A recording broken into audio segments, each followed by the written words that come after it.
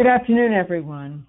I'm Barbara Kaufman, Executive Vice President and COO at Newark Regional Business Partnership, and we're delighted to welcome you to our Diversity, Equity, and Inclusion mini-series, Segment 2. Our conversation today is going to be about law enforcement and mending community and police relations. We've got a great panel lined up. I'm just going to provide a little bit of an introduction to our series and then introduce our sponsor for today. This is the second program in our mini-series, and we decided to hold this series to focus on the narrative around racial and economic disparities and to engage the business community in making meaningful change. The COVID-19 epidemic has exposed some of the cracks that were already there, and all of us have become more aware of that and other things that have happened recently with Breonna Taylor, George Floyd, etc. Really have exposed the very severe cracks that we need to begin to repair. Through our DEI work, we seek to help create understanding, tolerance, equitable business practices and public policy, meaningful collaboration among groups who are different from each other to combat these issues. The business community has a particularly important and unique role to play, and we hope to help our members to deliver on that promise. We're a chamber and we represent a lot of different diverse organizations and nonprofits, so we believe we can help forge bonds and provide a truly equitable path forward as we seek to understand the circumstances that exist, what created them, and how we can begin to reverse those and provide remedies. If you wish to view the first program in the series, Filling the Cracks in the Foundation, please let us know. We have 3 additional programs that we'll be offering in September and into early October. Hire by Live, and looking at employment, education, and healthcare. Just a few other notes about logistics and our sponsor for the series. All of you in attendance are muted and have your cameras off for the duration of the program. If you wish to pose a question, which we hope that you will, please enter it in the questions box. At around 12:45 or 12:50, I will review the questions and pose them to the speakers. And then around 12:55, Chip Halleck will wrap up the program. I want to particularly acknowledge Maya Curry, who leads our communications. She's Communications Director for NRBP, but she's also responsible for all of our DEI work, and she has just done an awesome job in helping us to think through what content we should offer, how we should present it, who the speaker should be, and she's also a technology wizard, so she's done everything in the background and made it possible for all of us to be here. So hats off to Maya for her help. It's now my great pleasure to thank and welcome our series sponsor, Quest Diagnostics. Quest is really striving to be a leader in the DEI space, and I'm delighted to welcome Angelo DiPreta, who is an Executive Sales Director for Quest. Angelo is going to introduce the program, and he will introduce our moderator and get into the meat of the program today. I also want to acknowledge and thank NJISJ and Andrea McChristian for today, but also Ryan Haygood for his leadership in helping us to think through what issues we wanted to present as part of this series. So with that, I'm going to turn my camera off until it's time for the Q&A, and Angelo, it's all yours. Thanks very much, Barbara. I appreciate the introduction very much. So on behalf of Quest Diagnostics, I'd like to thank NRBP for the opportunity to sponsor such an important mini-series, which emphasizes our commitment to diversity and inclusion. Being from New York City, Newark has always played a large part of my life, from family, friends, landmarks, history, and of course the airport. But one thing that is most impressive about Newark is the entertainment talent that has emerged from the city. I mean, we're talking about Whitney Houston, Queen Latifah, Paul Simon, Ice-T, Gloria Gaynor, Redmond. And yes, I know I'm dating myself for sure. But like most fans, when it comes to actors and musicians, I like to know what motivated them to become who they are. And often it's where they grew up, which is the biggest reason why I do love this city. Quest is committed to diversity and inclusion, which you can see throughout our organization, including our senior leadership team. Our headquarters and soon to be largest lab is located in New Jersey. That being said, Newark is our community. It's our patients and our customers that we do serve and we care about. That being said, I'm very pleased and honored to introduce our moderator, Andrea McChristen, Law and Policy Director at the New Jersey Institute for Social Justice, the 20-year-old network-based organization dedicated to creating just, vibrant, and inclusive communities throughout New Jersey. Ms. McChristen leads the implementation of the strategic vision and the direction of the Law and Policy Program. Andrea oversees the programmatic function of the Institute's 3 pillars of social justice: democracy and justice, economic justice, and criminal justice reform. We encourage you to visit njisj.org to learn more. Andrea? Thank you so much for that introduction, Angelo, and good afternoon, everyone.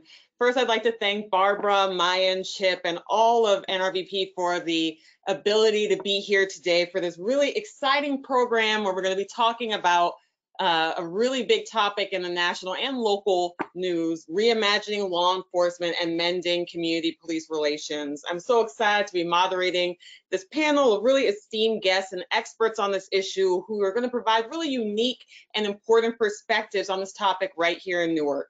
So just to provide you all with a run of show, which I know Barbara did, I'm going to just start off with some brief opening remarks and then turn it over to our panel to provide some opening statements. I'll then walk us through a few questions in our time before taking some audience questions and concluding. So let's go ahead and get started.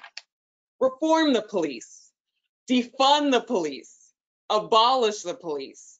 These are all phrases that have dominated the national discourse on policing and public safety over the past few months, tracing back to the killing of George Floyd by police in Minneapolis, which sparked a national movement founded upon increasing police accountability and community safety. But here in Newark, we know that these conversations are nothing new.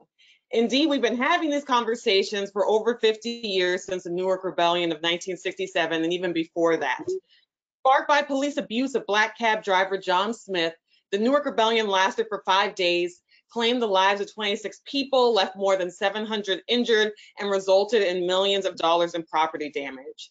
And in its wake lay a transformed city and a broken relationship between police and law enforcement that will continue on for generations. So today, while our national conversation is razor focused on how we can both transform traditional policing and develop community-based alternatives to public safety that don't involve police at all, we're having these very conversations right here in Newark. First, let's look at reforms to traditional policing. Today, the city of Newark is in the 4th year of a consent decree process that will bring much needed reforms to Newark Police Division across a number of issue areas, including stop searches and arrests, use of force, internal affairs, and others. I look forward to getting into this discussion further with Peter Harvey, the independent monitor overseeing the consent decree reforms, and acting Deputy Chief Brian O'Hara, who until his recent promotion oversaw the Newark Police Division's consent decree planning unit. And outside traditional policing, our city is wrestling with how we can better resource community services and programs to increase and expand public safety options without police. Recently, Newark voted to shift 5% of its public safety budget toward a new Office of Violence Prevention. And in this vein of community-based approaches, I'm excited to speak with Solomon Williams, Deputy Director of the Newark Community Street Team, a truly groundbreaking initiative leading the way for community-driven public safety right here in the Brick City. But importantly, as a starting matter, we need to begin to reckon with the harm here in New Jersey that has led to the persistent breakdown of community police relations. We need to reckon with the systems and practices that have led to our Black residents being disproportionately subject to law enforcement practices. And we need to bridge this divide to move toward healing and reconciliation. With that in mind, I'm also excited that our panel is joined by Will Simpson, Senior Strategist for Equal Justice USA's Newark Police Community Trauma Program, a critical program doing the important work of beginning to bridge this divide. So I'm excited to delve into this important conversation on repairing community police relations and transforming law enforcement with this panel. But I'd also be remiss if I didn't highlight that I implore you all to not only listen to the panel and the words exchanged during this hour, but to also take action to transform public safety in Newark and in your own home communities. With that, I'm proud to share that the Institute has recently created a 10-point action list to carry us through this moment and beyond. 10 ways to do racial justice advocacy after you say Black Lives Matter. Not only does this document include steps you can take to transform public safety, but it also looks beyond public safety to youth justice, reparations, democracy expansion, and economic justice to address the interrelated roots of structural racism and inequality. I know that we'll be sharing this document during the hour, but I just wanted to highlight it at the top of the moment as well. And now, without further ado, it's my pleasure to turn it over to our panelists to begin their opening statements. We'll begin with Brian O'Hara, Acting Deputy Chief and Commander of the Accountability, Engagement, and Oversight Bureau of the Newark Police Division. Deputy Chief. All right, good morning. Thank you, Andrea. Good to see you all again. Briefly, my name is Brian O'Hara. I've been a police officer in Newark for 20 years now. For the last 3 years, I've overseen the consent decree process, the reform process here. For the last few weeks now, I've added on some additional responsibilities. So I kind of oversee like internal affairs, our force investigations team, our training division, firearms range, compliance, and our community affairs and clergy unit as well. So it's kind of like all of the major components of Newark's consent decree, kind of bringing all those subcomponents together to try and better coordinate things. I'm very thankful to have been a part of this process and to get to know a lot of the folks that are on the panel here, and I'm sure some of the folks that are attending through this process. I think it's been personally rewarding and fulfilling for me.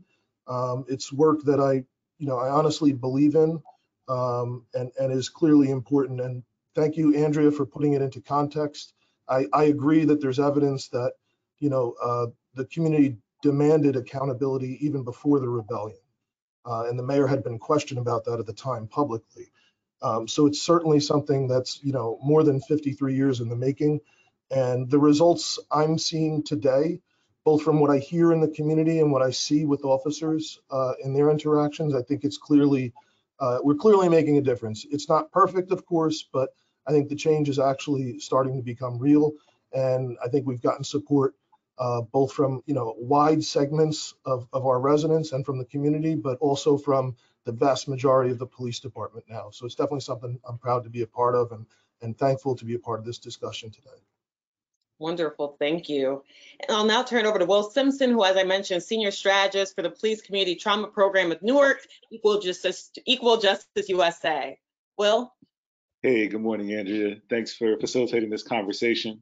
Great to be here with the NRBP team.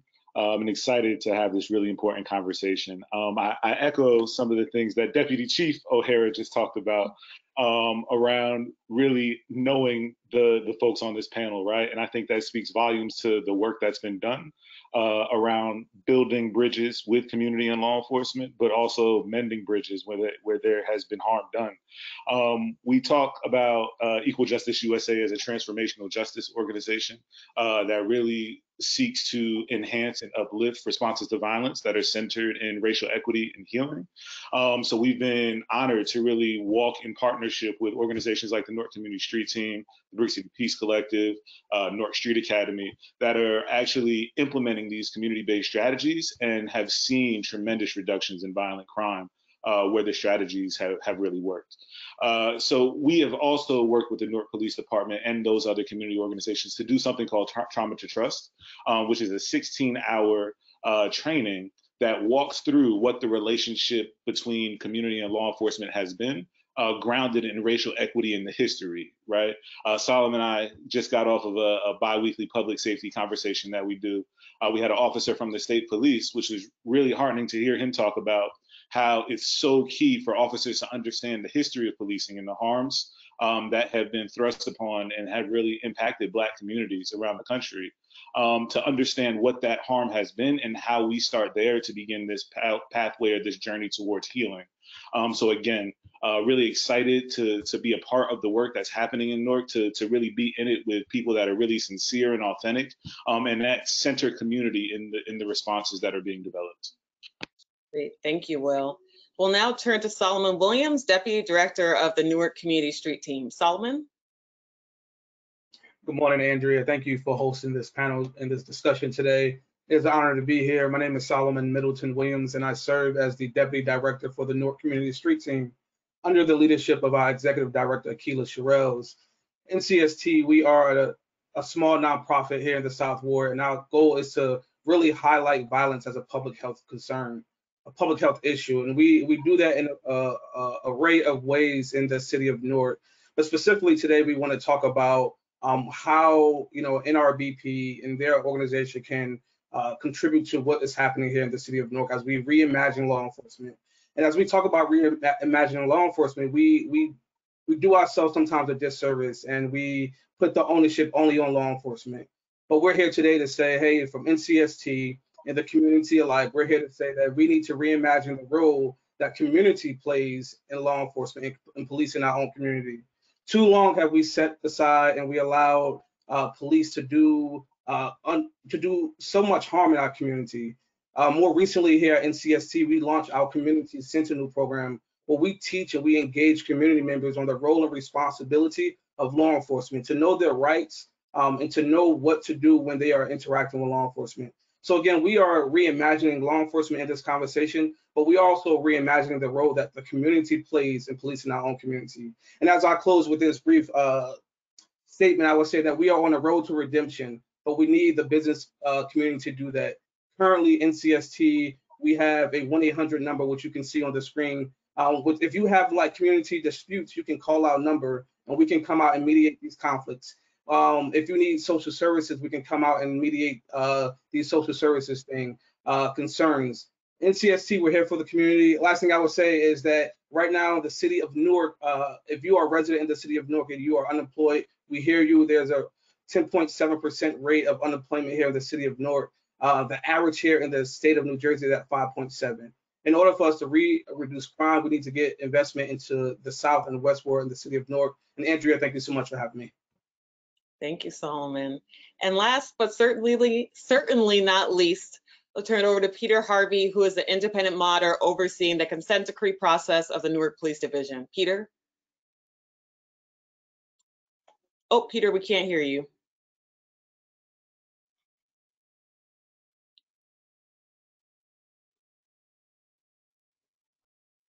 All right, so can you hear me now? Yes.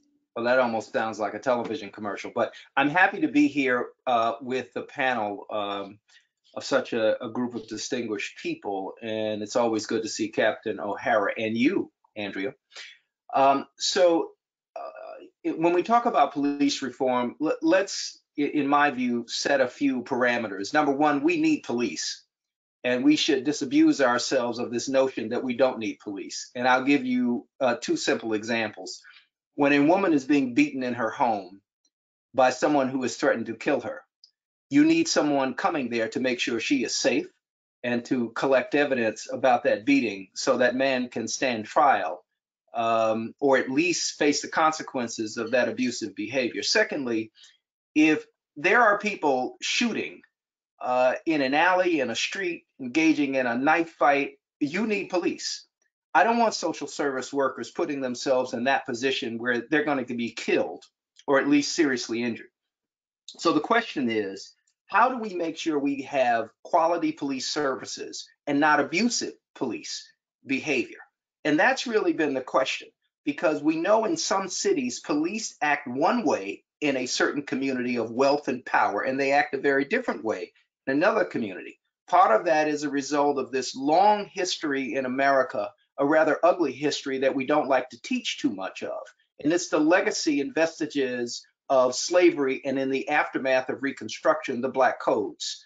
And who enforced legalized segregation in the United States? Who was the first line of enforcement? Police.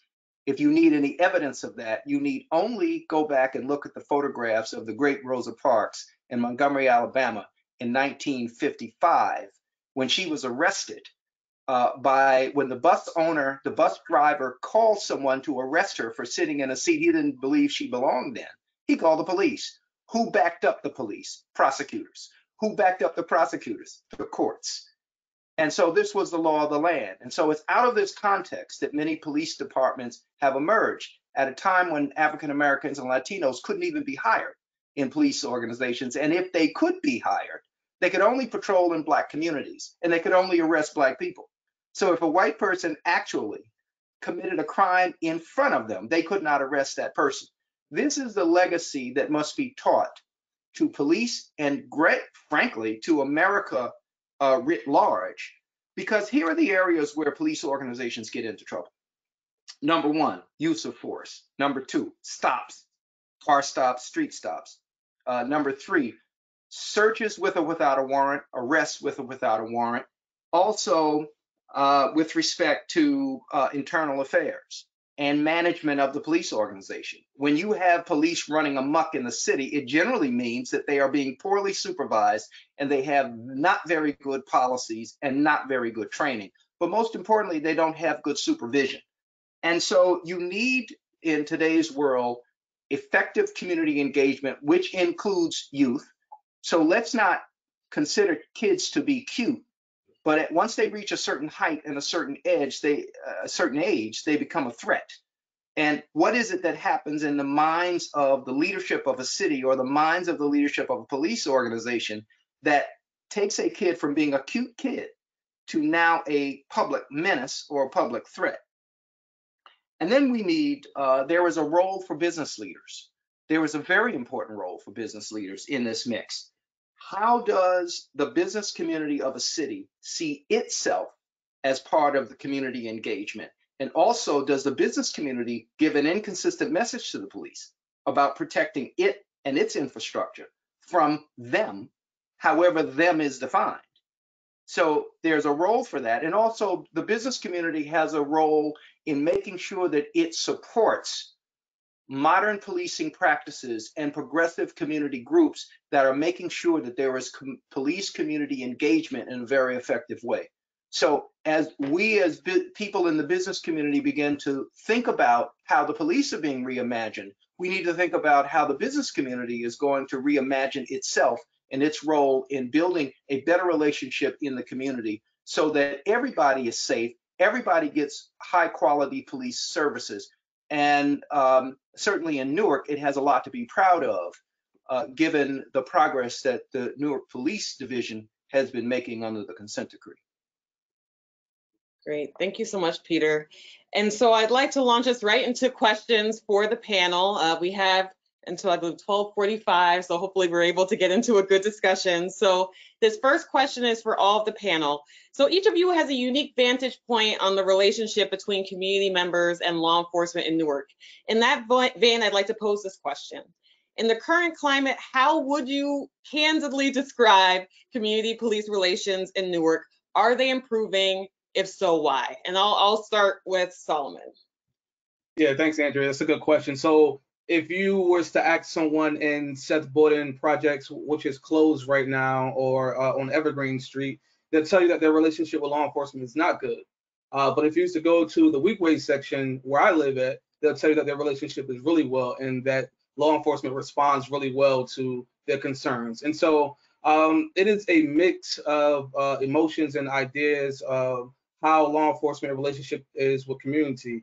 And until we have equity, when we talked about equity, because you live on a certain side of the neighborhood, or if you live in a certain town, that policing should be the same wherever you go. And so I wish I can give you a definitive answer, Andrea, but I cannot. It just looks differently depending on what part of the city that you're in. And we're hoping that the consent decree that we're under can change that when it comes to the relationship between the poor and the middle class, upper class here in the city of Newark. Thank you, Solomon. Captain O'Hara? Thank you.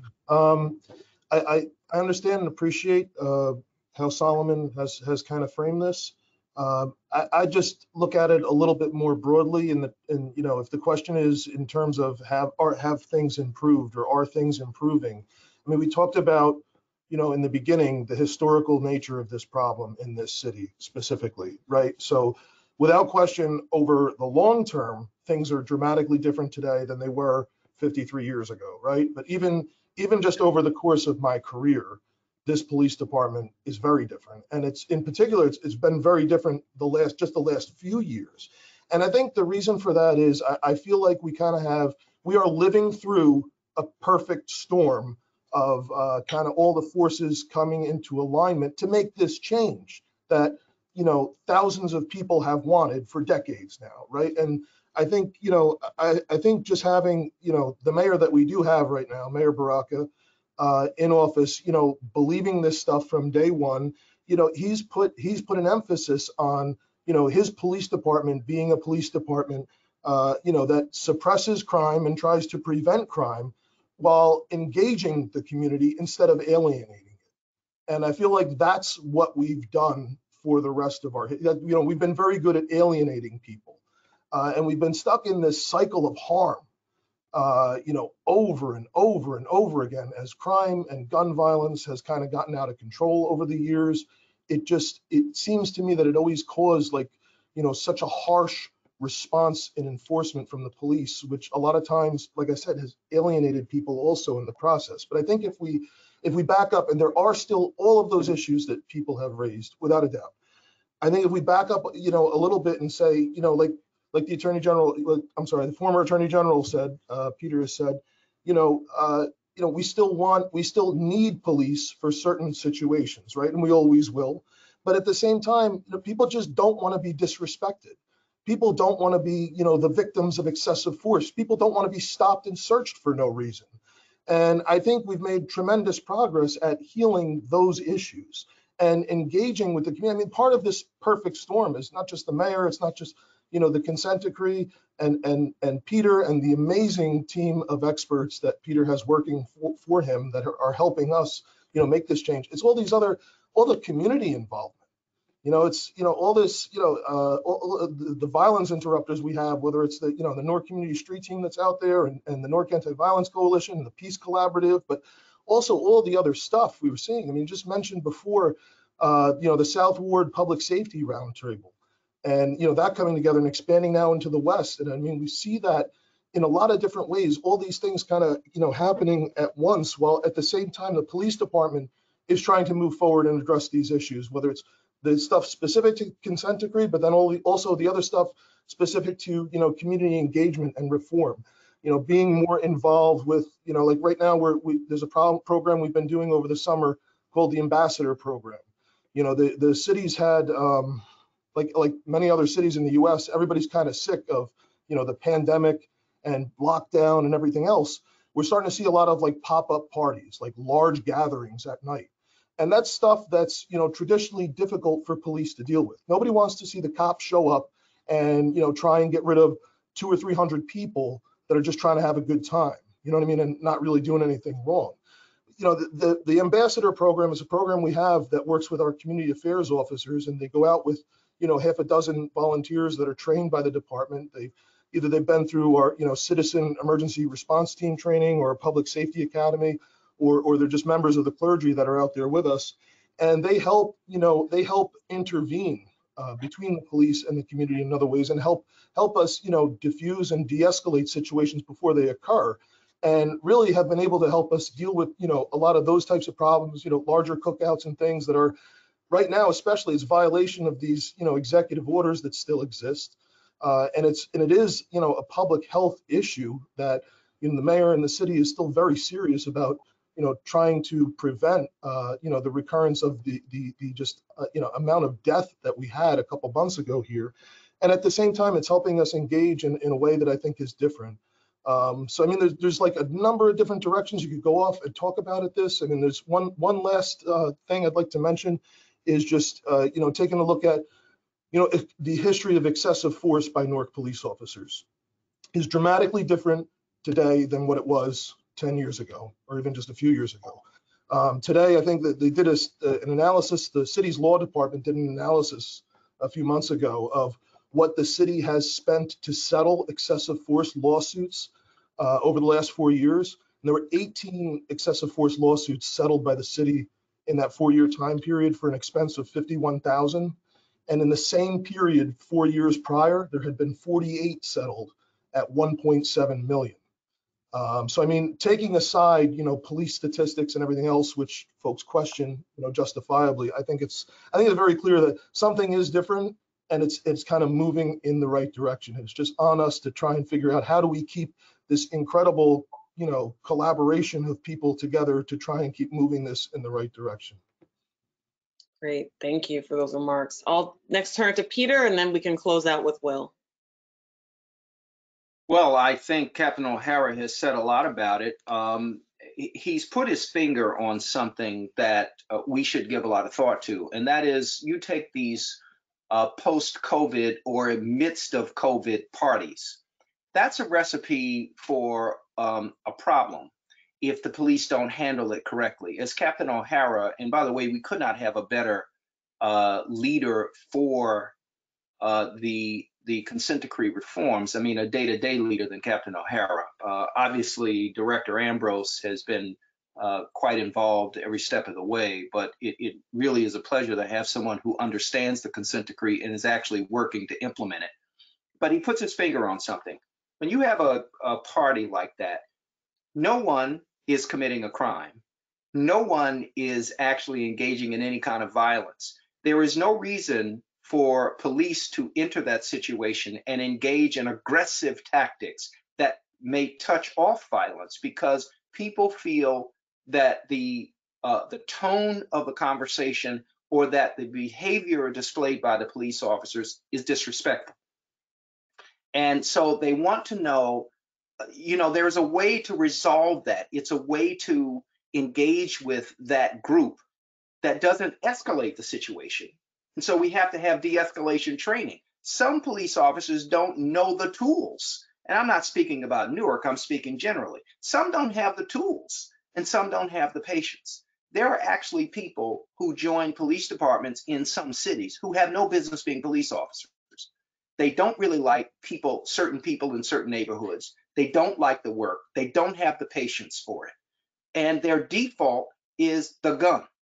And that cannot be your default. There are a range of tools available to you as a police officer that affirm to the community that you are being respectful to it, affirm to the community that you are trying to resolve the situation consistent with city law, state law, city protocols. And so we have to, in my view, again, put in solid management in police organizations. We have to help management be trained, but we need policies that govern this, and we need training that govern it. And what some cities have got to understand is if you begin to cut the budget for training and for policy review, you are doing nothing more than delaying the inevitable explosion that's going to happen in your city in a particular circumstance, because you have officers who've been hired who have not been well trained, and they are going to overreact in a situation when they should underreact. Let me give you a parallel. A school district would not be wise to cut physical education from elementary and middle schools. Why? Because you're going to have obese kids. And in poor communities where you have fast food restaurants on almost every corner, you're going to have kids who have poor eating habits. They're not going to have any ability to work any of that off. And so slowly but surely in communities, it's going to give rise to some unintended consequences. So I think that that it requires policy review, training review, policy rewrites, new policies. I bet you most departments in this state don't have an anti-bias policy like Newark. Most departments in the nation probably don't have an anti-bias. I'm sure they don't have a community engagement policy. And if you ask most police chiefs what community engagement is, they will say community policing. And then they will tell you that their budget got cut for the 2 or 3 community policing officers that they had on staff, as if that's community engagement. And it's not. Community engagement is precinct by precinct, officer by officer. Everyone has a role in it. and no one is exempt from it. Great, thank you, Peter. And Will? So much has been said, right? I agree wholeheartedly with Captain O'Hara, and I think evidence of what he is saying is the fact that he's saying the things that he's actually saying, right? Acknowledging the harm that law enforcement has had in communities, right? To begin to figure out what reparation looks like, right? Because we want to repair the relationship. And the first part of that, or one of the first steps, is really that acknowledgement. So I do have to say that the relationship has definitely evolved for the better. There's so many more contacts, positive community engagement contacts that are happening with law enforcement now, right?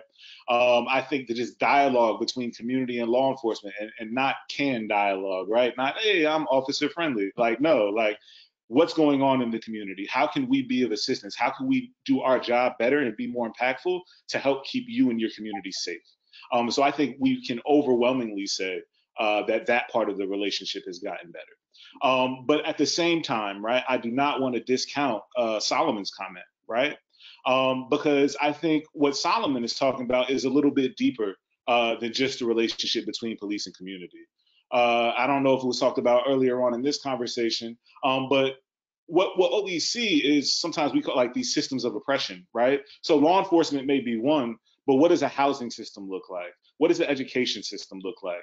What does food access look like for people? So when we start to layer all these things on top of each other, the individuals that I think Solomon is talking about are the ones that are most oppressed by all these different mechanisms within our American system, right? So it's hard to say, yes, it's totally improved, because we know it hasn't improved for everyone. And I think it's important for us to acknowledge as well that the underpinnings of the history of policing were about white supremacy, right? And so we have to be able to name that and say that. And that white supremacy didn't manifest itself purely in a vacuum in law enforcement. It happened in so many other areas. So as we begin to look at solutions, right, to understand how we build better communities, safer communities, I think it's really important for us to understand how anti-Blackness shows up in each one of these different spaces. Within the business community, what does anti-Blackness look like? What does white supremacy look like? And how do we work to be that anti-racist organization? Because what's going to happen when we all become more anti-racist, right? It starts to compound positively, right? So we see things improving for more people because more folks in different sectors have begun to tackle the issue from that same lens. So I agree with Captain O'Hara, but I think Solomon makes a very valid point that although things are improving for many, right, there is still a segment of the population that really needs to be focused on to understand what the challenges are and how we provide safety in ways that are authentic to the community that we're talking about. Thanks, Will. And so I think we have about 4 minutes left for my last question before we open it up to audience questions. So if you're watching and you have any question, please just put it in the chat box. We'll make sure to get to it. But as I said before, you each represent various organizations, various processes going on. If I'm a Newark resident or I'm someone who works in Newark watching this, what's a way I can get tapped into your organization to support it, to learn about it, to attend one of your meetings, etc., so that I can be engaged in the process? I'll start with Peter. Well, you really can't be a part of the monitoring team because it's a court order. So there are, we have subject matter experts, of which the New Jersey Institute for Social Justice is one, particularly on community engagement. And what that has manifested itself in is something that we couldn't have done without the Institute. And that is, as policies were being written brand new or revised, we went to the community in meetings organized by the Institute, showed the community the policies and said, tell us what we're missing, tell us what you think can be clearer, tell us how we should refine this. We did the same thing for training, and we got very useful commentary. But our team requires the approval, each member requires the approval of both the city as well as the U.S. Department of Justice. And then you're added to the team, and our team is really set now. But what the community can do here is just what I described. You should be a participant in community meetings that the Newark PD is trying to have, because as Will has pointed out, as Solomon has also pointed out, the NPD needs to hear from you about what services it's delivering well, what services it's not delivering well. For example, we had a community meeting, and I must say that all of our community meetings have been pretty well attended. We had a community meeting in which someone talked about the response time for 911. That's something that Captain O'Hara needs to know about, because if he doesn't know about it, he can't go and have conversations internally that can correct the problem. So the community has a role here. Also, the community has to learn a new relationship with the police. We can't be trapped by yesterday. Frankly, I don't believe in yesterday, except when it comes to the study of history. We have to be prepared for tomorrow, and we have to be prepared and take the NPD at their word that they want a different relationship, and we have to be open to a new relationship and defining that new relationship. But part of that comes from consistent communication and participation. Thank you, Peter. And also, just to add on, if anyone is interested in getting engaged with the consent decree process, there are quarterly reports that the independent monitor has to issue showing the status of consent decree reforms. We usually have meetings tied to those reports that have been paused during the COVID moment, but we hope to restart them soon, as well as annual community surveys that are done, where there will be calls made to a statistically significant sample of Newark residents to understand how each year the reforms are working. And I will turn it to Will. All right, I'm off mute. Excellent. So Equal Justice USA, we've been doing trainings with the department for some time now. It's probably pushing 4 years, right, Captain? Oh, Deputy Chief O'Hara, I'm sorry, Deputy Chief, not Captain, Deputy Chief. And we invite community to be engaged in those conversations, to be a part of those conversations. We can't have the dialogue that we need to have to effectuate the behavior change on the law enforcement side without the without the input of community as part of the process. So I think that's one thing. Two, I urge folks, community members, businesses, business leaders, to participate in local public safety conversations that are happening. Right?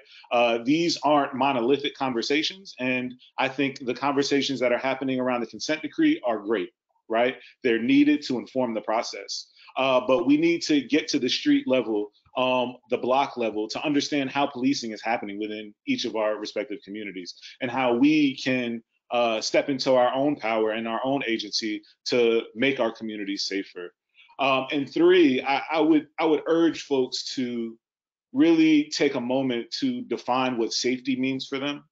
But I think that's a real question that as we begin to reimagine what policing looks like, and if policing's role is to help keep communities safe, then we need to really reimagine what safety looks like, and the role that we all have in keeping our communities safe. So if safety to you means that, hey, I have a job and I know I can pay my mortgage or my rent, then you know what? To somebody that lives on Chadwick and Hawthorne, that safety probably means something very similar to them. So to understand how we can help the entire well-being, Samson talks about these 8 dimensions of wellness, how we in our respective organizations, in our respective capacities, can support the entire well-being of our community in each one of these 8 dimensions, right? I urge us all to seriously think about that and understand when we talk about safety for ourselves, we should be wanting that same level of safety for our entire city. Thank you. Captain O'Hara?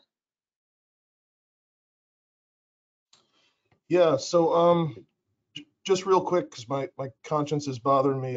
If I misspoke earlier about Solomon, what you were saying about certain people in the city feel like they don't get treated the same way, just to correct myself, you're absolutely right. And that's definitely something I worry about.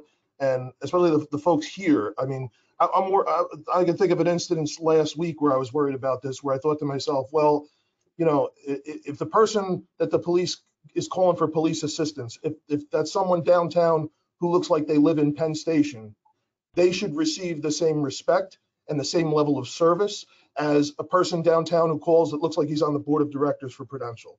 And that's something that we still worry about, and there's still plenty of issues with that, because I think it's stuff that sometimes is even unconscious and stuff. But that's definitely a very real issue, and I apologize because I never came back to that.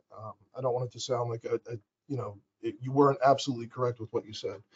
So in terms of folks getting involved, just like well, first, I just want to say, because Andrew's on the panel here, I remember reading, President Obama's task force on policing. One of the major recommendations that they came out with was involving the community and having the community have a voice and have a say in setting policies for police. And, I remember reading that and thinking, I just don't understand how that could ever actually be made real. And Andrea taught us how that could actually be done. And I think the work that Andrea did with the Institute to set up literally dozens and dozens of community meetings where there was a facilitated discussion and folks got feedback and they actually got a chance to make changes to the policies and to the trainings that the police department developed through this process, I think is just incredible. And I'm not aware of anywhere else in the country where they actually did something like that and it was real. I think it was just amazing. And, like Andrea and Peter have said, we've had a number of community meetings in the past that's, gotten on hold now because of the pandemic. We're trying to figure out a way to maybe do something outdoors before the weather gets bad, once the summer is over, just to try and get people together and then maybe switch to something maybe over the internet similar to this. But anyone who's interested, there's a lot of stuff going on right now. We have about 18 different youth groups in the city that are working with us and giving us feedback to develop a youth engagement strategy, which is actually something that Peter and his team recommended the department do. And we'll be looking to have probably a virtual meeting about that in the time soon. You can find information. You can email us. You can get on our email list by going to npdconsentdecree.org. That's the consent decree unit's website. You can find all the information there. Email any of us involved. It tells what each individual person in the area that they deal with, and we'll get you on our email list because we're definitely looking to try and get something going again very soon. So, thank you. Thank you.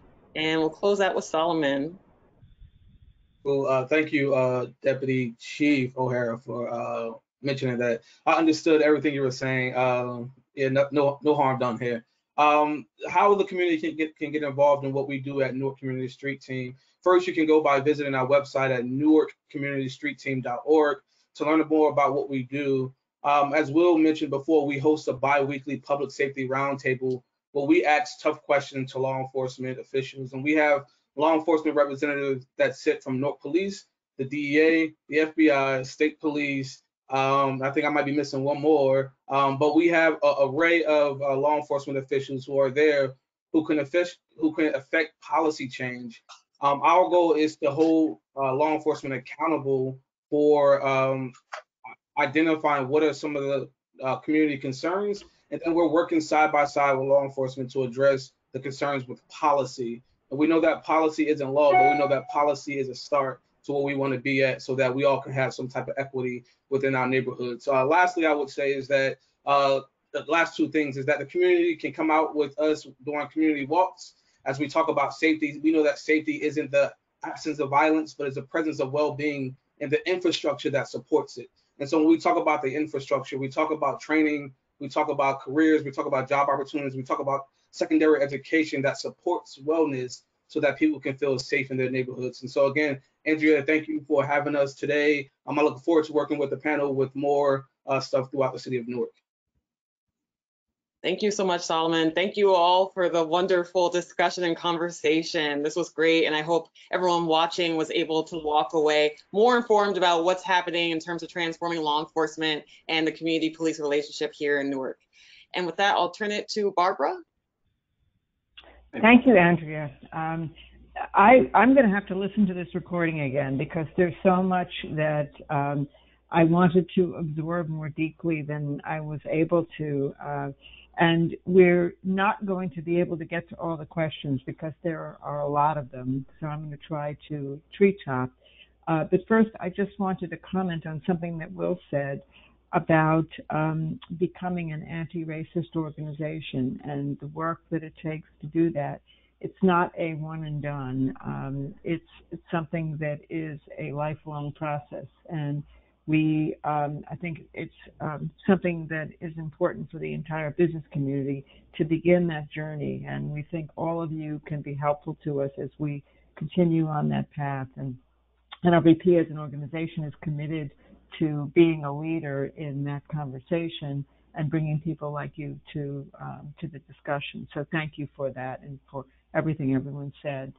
I'm just going to mention, I wanted to again highlight the website that Brian O'Hara mentioned of the consent decree, because one person was not sure that she understood what the consent decree was.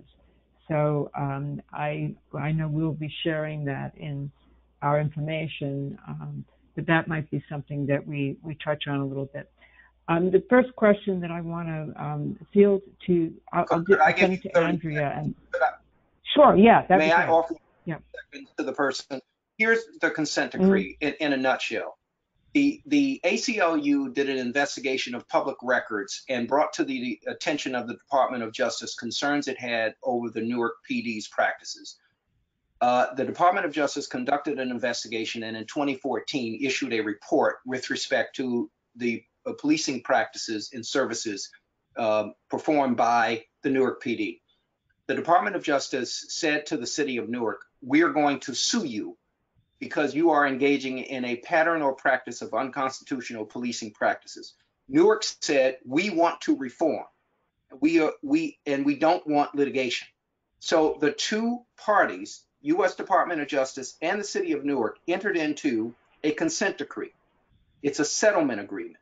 It's now a court order. It was filed in federal court, and it is that court order that delineates a series of reforms that should be undertaken and that are being undertaken by both the city and the Newark Police Division.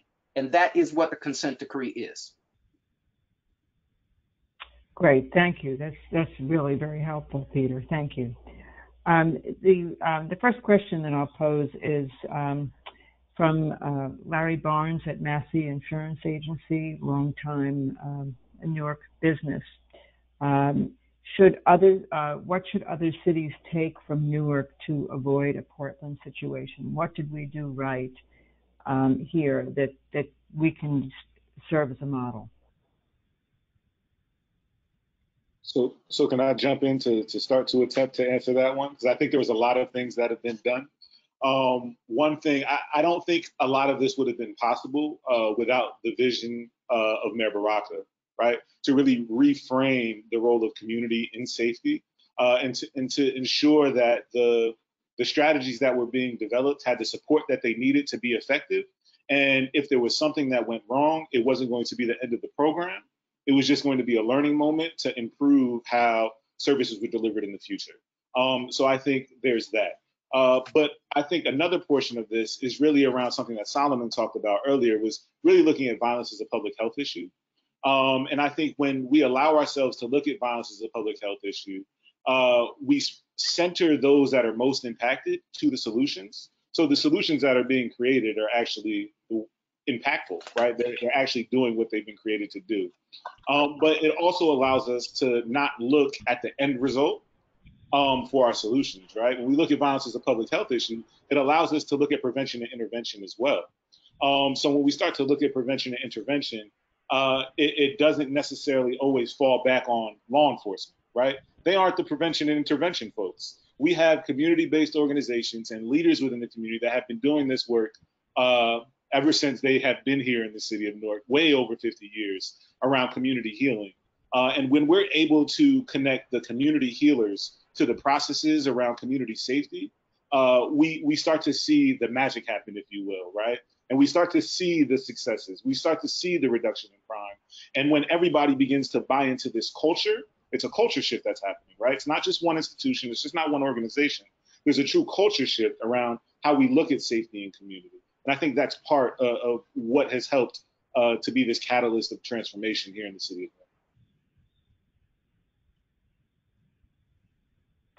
Newark. Right. Another question had to do with social media and wondering about what influence that might have had or not had on what's happening in the city. Any thoughts on that? Can I take a stab at this one?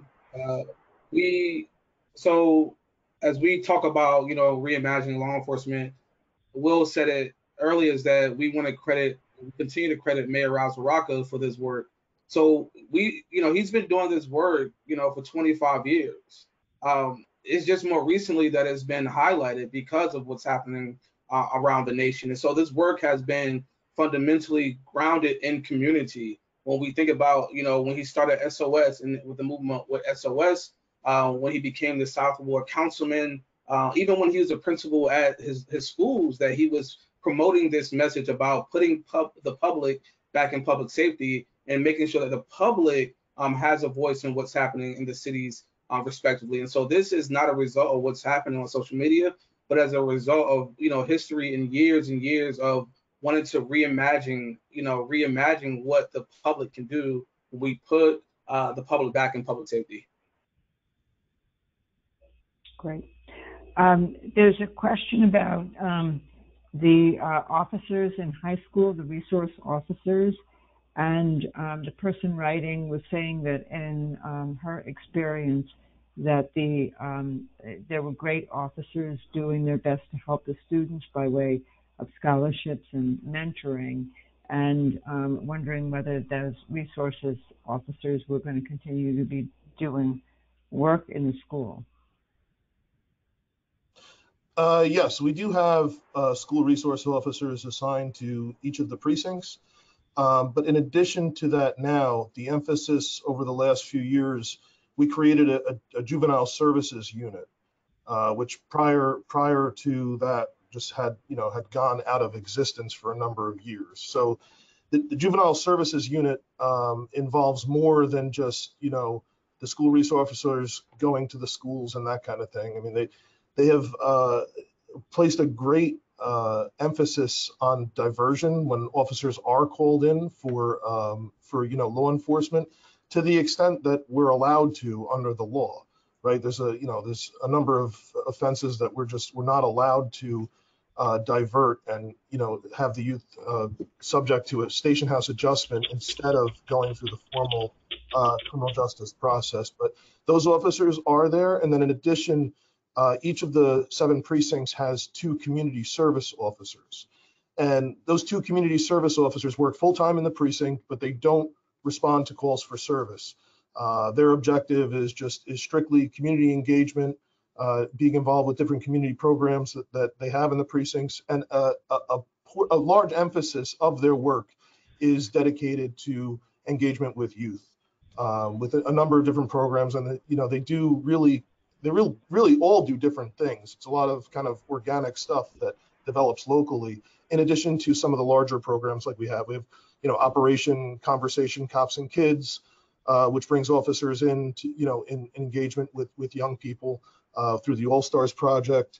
And there's also some of the, more traditional programs that we have, like the Explorers Program, which is like a club under the Boy Scouts that, there's 2 officers that run in 2 different areas of the city. So there's kind of, so yes, we have school resource officers, but it's not just that. There's a number of different things that we're doing. And like I mentioned before, we've been working with 18 different groups in the city, including the Newark Street Academy, to develop the department's overall youth engagement strategy. Hey, Barbara, I just got to chime in, and Chip, I apologize. I know we're probably at time, but I think it's really just important for us to think about police in schools, right? Schools are supposed to be places that nurture young people's minds and imaginations. And when we think about police, they come in and do they keep schools safe, right?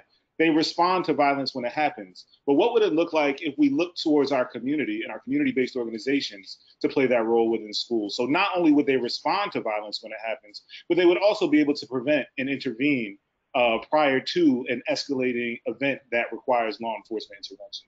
So again, let's keep this safety conversation at our core to figure out how we put our resources into the places that really keep us safe. That's a very good point, because I don't subscribe to the nomenclature of defund the police. If you had 10 people in a room, you'd get 8 different answers. But I think Will has put his finger on something that really is at the heart of the discussion. That is, what are the services that we want our police division to offer? And what are the services that can be shifted to some other organization?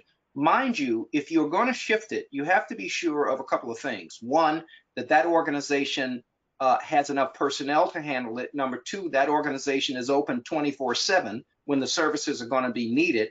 And number three, that organization has sufficient training and resources so that they actually have people who are good providing the services. But this is an example where you might be able to shift it, because we're talking about children, and we're not trying to arrest children. By and large, we are not trying to arrest children. You know, these are unarmed children who are getting in the usual youthful scuffles and disputes that elementary school kids have, middle school kids have, and high school kids have. And maybe that is an area where we should have better social workers or a different kind of social worker to intervene, resolve these disputes, which may lead us to a different conversation about what's going on in this kid's home that makes this kid so angry in school.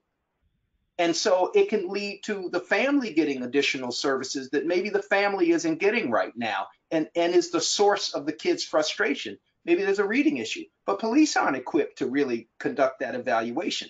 They're being called in by a teacher or a principal, and what people want is enforcement, namely arrest. And that's not the proper remedy for 95% of the situations where police are being asked to do something in a school context.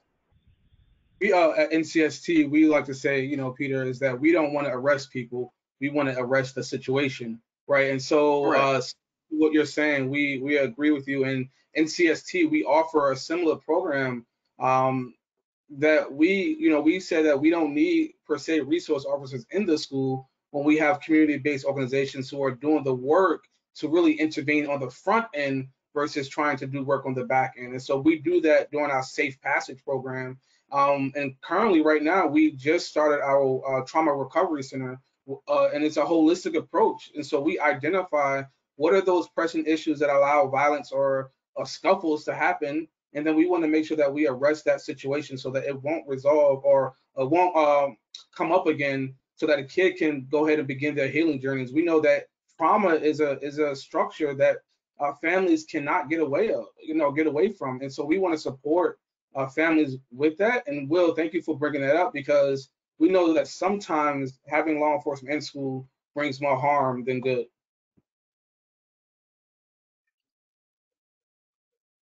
Okay.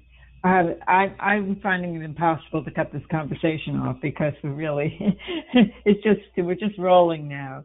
But I do want to ask Chip to turn his camera back on, and if we think, Chip, that we can go for another minute or two, I'd be curious to know if there were a recommendation or two from the group for what action the business community could take that is not being taken now. What would that be? Anybody? I've got a couple ideas, but you go first. Well, I see you smiling there. I think we talked about a lot of possible steps that the business community can take already, right? Hearing community, right? Being more present in authentic conversation with community, I think, is a key first step to understand how you support the development of solutions. But two, I think it's important to understand that as a business community, we can't continue to villainize a population by maybe one mistake somebody has made in their life. And when I say villainize, I even talk about like hiring practices, right? If we talk about how we're to empower communities, it's not just making sure that the community doesn't have crime, but it's about making sure that people have jobs, making sure that people have access to healthcare. And when we're able to provide clear runways for people to get education, then be able to access jobs that can provide support for their family and themselves, I think that's one of the major roles that I think the business community plays that public safety just can't play, right? A social worker just can't play that role. But I think when we look at the business community, that is the role that folks can play. Well, there are a lot of steps that business community can take. I mean, when I look at the old Hilton Hotel, which I think has been renamed, maybe it's the DoubleTree now, When you look at the architecture of that building versus the architecture of the Prudential building or the new Prudential building, or of Whole Foods, which used to be Haynes, or any of the new stores in Newark, everything about that structure tells you that there was fear in its construction, because everything about it says go away. There's a huge concrete wall that basically says go away. And we think that there's going to be violence in this community. And I think that what the business community can do is everything from its design of buildings to its commitment to engage with the community, to how it puts its resources in the city. It has to be willing to be a part of the community, even if the business leaders don't live in Newark.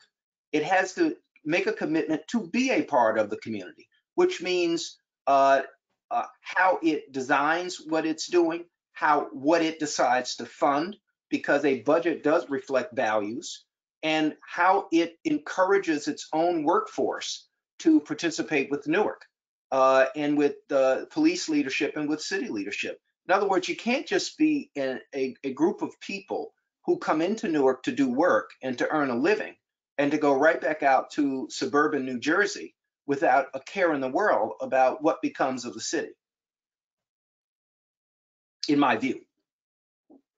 Well said, and certainly true. And I think, all of these things come together, and this has been a really terrific discussion. So first of all, let me thank all of you for participating this morning. Will, Solomon, Brian, Peter, Andrea, thank you very much for helping us put this program together and for facilitating the conversation today.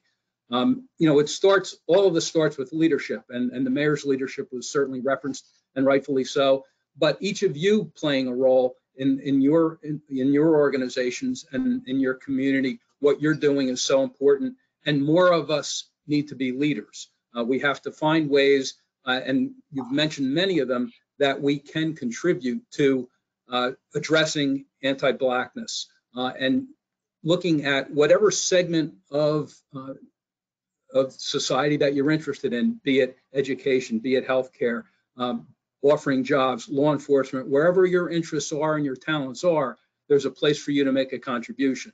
And it could be financial, but it also needs to be man and women power to get in there, work with kids, work with people who need jobs and prepare them. Think about your own hiring practices, and you don't have to be a huge corporation to think about what steps do I take to try to engage the community and give opportunities to people who have been so underserved for so long. So I think that's something that each of us can, if we're honest and look in the mirror, we can think about a way that we can make a contribution.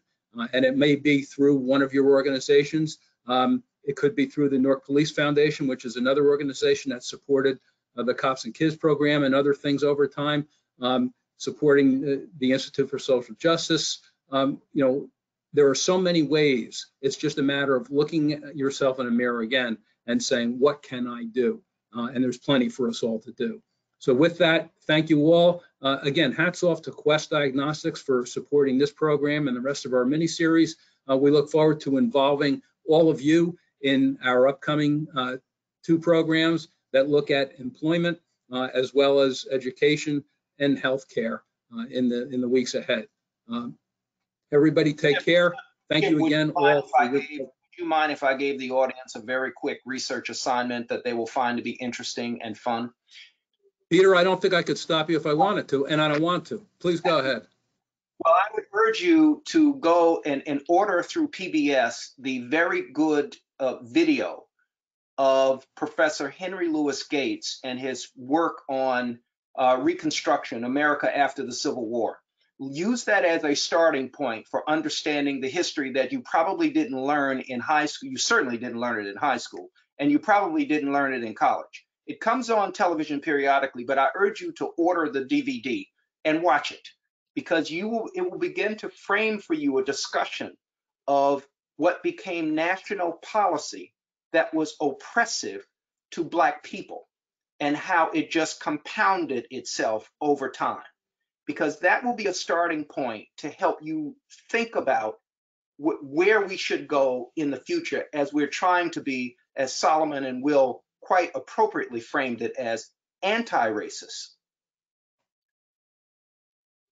Thank you, Peter. Great recommendation.